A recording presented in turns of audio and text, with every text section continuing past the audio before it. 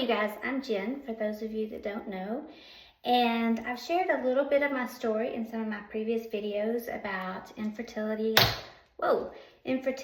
adoption, special needs, and how I've always been an advocate for special needs for at least over 30 years. But in my last video, I promised that the next one would be about, or one of my last videos, I promised that the next one would be about my adoption story. And honestly, telling my adoption stories are one of my most favorite things to do because God is all over them. They could not have happened without Him. Each one are so unique and they're just fun to tell. And so I hope that they touch you and those facing infertility. I know how hard it is to walk just through the department stores past the baby aisle or go to showers. I get it, but just know that God has a plan, and it may not be your plan and it may not be your timing, but He does have a plan, and it's always way better than what you ever could have imagined. When I was 16, I was told I was already going through menopause and that there was a 1% chance that I would ever have a child on my own.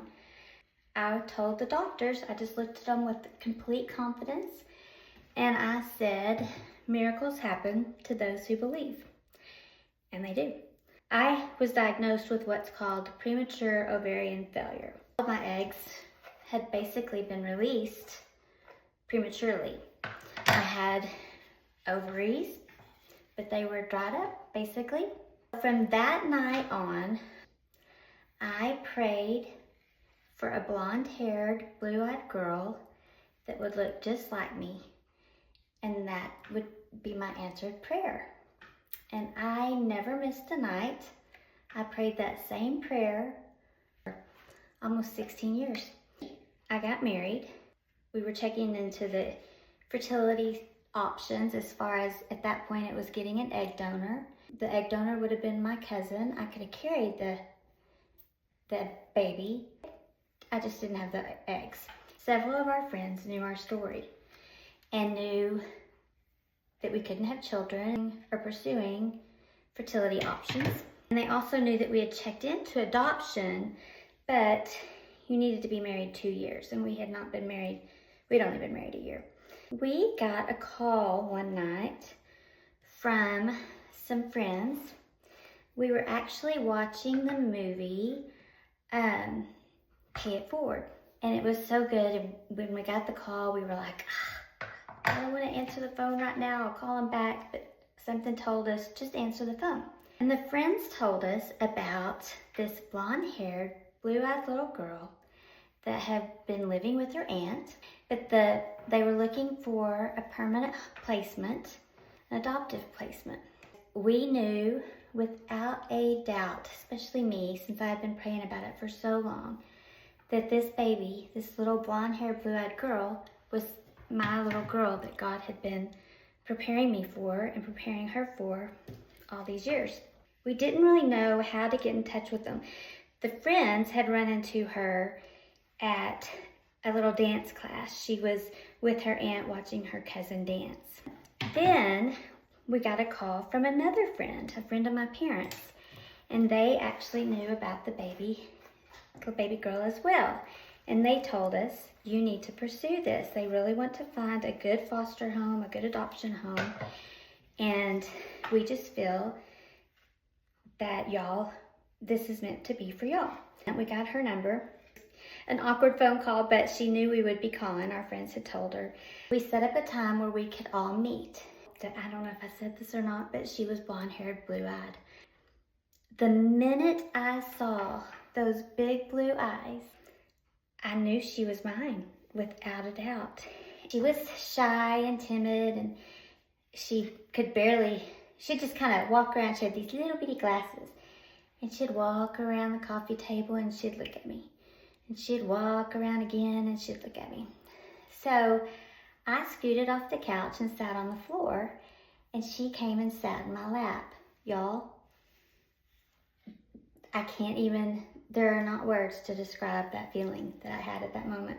The family and my ex-husband and I became really close, actually. We called the adoption agency, or the Child Protective Services, and we asked them, I'm probably frying my hair because I'm so into my story, but we told them that we would like to find out how we could foster Ashley and adopt her.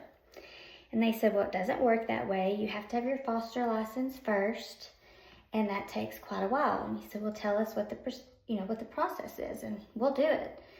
And they said, well, then you also can't just pick the child that you want. We place the child according to what's best for the child. And I said, okay. But I still knew that this is what was best for the child. So we figured out, we're very determined. We figured out foster care classes, I believe, were 6 weeks. They were once a week, I think a 3 or 4 hour class. They didn't have them in our area for a while because they just held them every so often. So we found one that was about 2 hours away, and we would drive there every week for our foster care license and drive back home the same night. We were also getting to know the birth mother.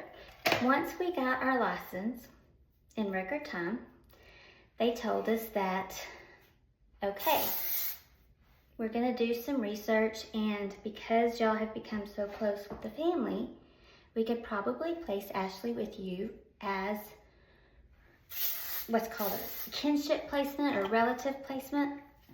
I have to thank the birth family because we wouldn't have Ashley if they had not agreed to develop a relationship with us. And again, that was a God thing. November of 2021, Ashley got to come home and live with us permanently. We kept her for 6 months before we would go to court, and the judge could officially declare that we were her parents. We had a couple of court dates before then, and there's another little God wink in there on how we met our adoption attorney. But from Thanksgiving on, she was ours. And God had answered my prayer for a blonde-haired, blue-eyed girl that I had been praying for ever since I was 16 years old. When we got to know Ashley, we did realize that she had some special needs. She, like I said, she was 19 months old, but she weighed 13 pounds. She wore a 9-month little dress. She wore just a little bitty tiny shoe. I think it was a size 2 at the time. She had these glasses that were bigger than her whole face. And she was talking a little bit, but not a lot. Just little words. We got to celebrate her Thanksgiving, Christmas, and then celebrated her 2nd birthday as her parents. We realized at that point that we would need to get her into some therapies. OT, PT, speech. We didn't really know exactly what the special needs were, but we didn't care. Knowing my background, being comfortable with working with special needs kids, which was a God thing too. I don't know if you heard in one of my other videos, but my background was Human Development Family Studies, and I had worked with children with special needs as a liaison or one-on-one. Gosh, at that time, for 10, 12 years. At this time, it's been 30-something years, but anyway. And so I knew that I was equipped to handle whatever was in store. So stay tuned, because I want to talk to you more about her special needs and how we found out about them, what worked, what didn't work, and just kind of more of my story and her story and our story, and we'll go from there. I hope you enjoy our story, and there's more to come because, like I said, I have 3 children, all adopted. 2 have special needs, and then 1 is a sibling with special needs. So I hope you'll stay tuned.